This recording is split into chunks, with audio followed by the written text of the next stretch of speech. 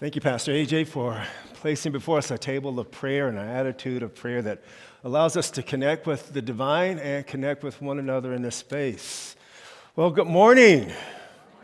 Welcome to worship. My name is Ken. I'm privileged to be one of the pastors here at Trinity, and want to welcome our online community for connecting with us in worship. We're delighted that you're finding an opportunity to be with us. If you don't mind, if you're on the chat actively now, say hello to one another. And if you're watching this a week from now or 2 months from now, we're just glad you were nudged by God to be present with us today in worship.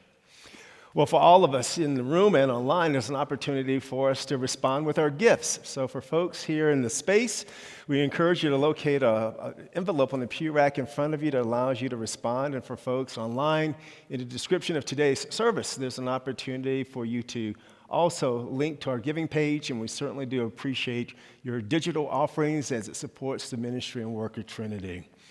Well, at Trinity, we strive to be a community of inclusion that knows no boundaries or conditions. So we're just honored that all of you are in this space that allows us to be that community together. And as we start this new year, I do realize for some people, they make spiritual decisions to be a part of faith communities more deeply. So if it's your intention this year to join Trinity, you can start that today. Last week, we extended this opportunity, and 4 people joined church, including the Myers to my left there. And yes, Nancy and Lynn. And for others, it just may feel like, I just want to begin the year with a spiritual stake in the ground. You can do so today, and we certainly would welcome you to be a part of the fellowship. So there is an opportunity inside the bulletin to fill out a form. If you don't mind giving it to me or Pastor AJ at the close of service, we welcome you to the body.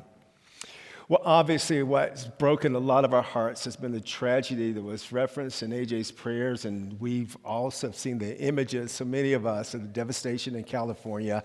And later in the week, people were wondering, well, as a church, how do we respond?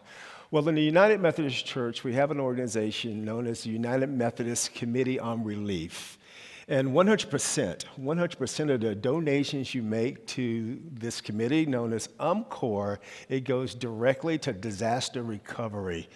And I know for me, seeing images of Methodist churches in flames just really brought home this tragically differently.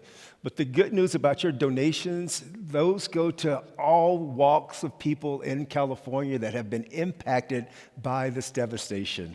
So on your bulletin on the back there's a QR code that allows you to scan so you can make your donations as you are nudged. Take today's bulletin home with you, so as you're watching the news and you're being nudged, you're like, I want to do something, this will be that opportunity for you to respond in a way in which you know your gifts will be used in order to, again, put a dent in some of the devastation that's happened in California. Well, it does remind us in times of tragedy the kind of the gift of life. And so before we take our offering, we're going to invite you to rise in body or spirit and just kind of say hello to each other, touch one another's humanity with a smile, with a handshake, just an acknowledgement. So we invite you to rise in body or spirit and say hello to one another and welcome each other to this space before we receive today's offering.